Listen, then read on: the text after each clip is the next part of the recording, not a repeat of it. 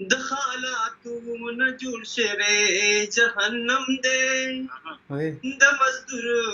مزدورۍ را سره غم دی رب ته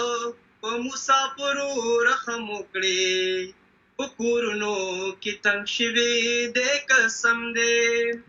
د دنیا د خاموشۍ په تماشه یم مکه خوشي دا خالی خرم خرم دی منبر خوشي دی اواز د خطبې نشته د جومات په دروازه پورې لاړم دی د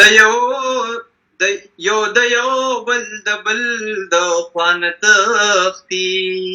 ای عاجزه په ځان شوې ټوله لم دی. ډېر ښه، ډېر ښکلی، ډېر ښکلی.